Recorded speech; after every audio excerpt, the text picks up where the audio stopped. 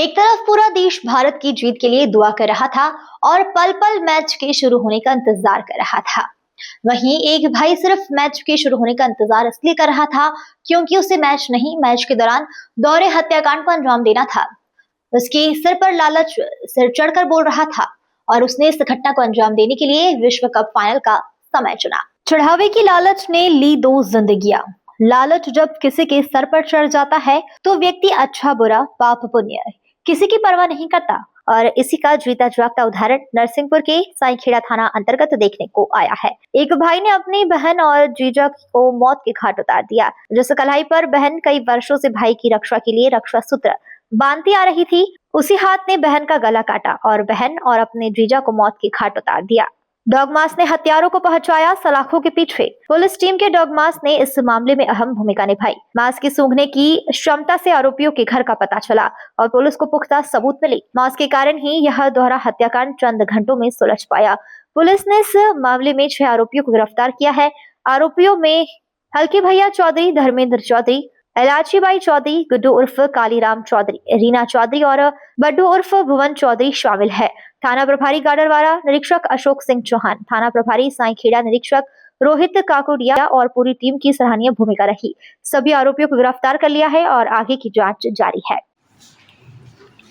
Sir शादी में चढ़ावा चढ़ाने के उद्देश्य से इससे पूरे हत्याकांड को अंजाम दिया गया है, क्या है पूरा मामला?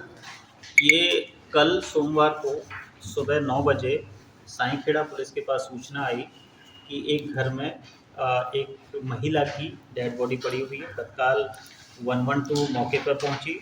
मौके पर पहुंच के देखा कि वहां पर 2 बॉडियां हैं और पूरे खून से लथपथ हैं।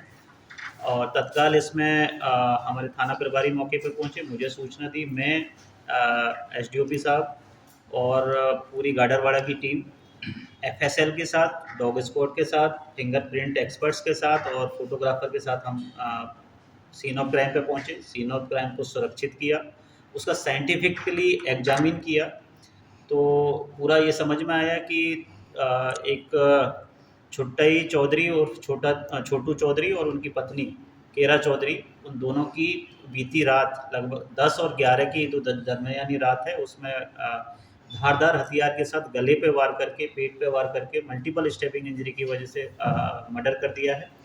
और जो सीन ऑफ क्राइम को देखने के बाद लगा कि यहाँ पर लूट के इरादे से ये घटना कारित की गई है। इसमें ये भी चीज़ समझ में आएगी कि जो घटनाक्रम करने वाले हैं, जो सस्पेक्ट हैं, कहीं ना कहीं इनके जानकार थे। इसी वजह से उन लोगों ने गेट खोला। यूजुअली वो गेट बंद करके सोते थे। दूसरा कि दोनों की हत्या संभवतः इसलिए की थी कि जो मर्डरर हैं उन दोनों को उनको ये दोनों पहचानते थे। और वहाँ पर कुछ जिस तरीके से चारों कमरों में खून के छींटे थे, इससे ये साबित हो गया था कि लूट प्लस मर्डर के एक मोटिव के साथ में पूरा घटनाक्रम किया गया है। हमारा जो डॉग स्क्वाड में जो डॉग है, मास उसका नाम है, उसको जब हमने सीन ऑफ क्राइम एग्जामिन करवाया, जब उसको छोड़ा तो बार बार एक घर के पास में जाके रुक रहा था।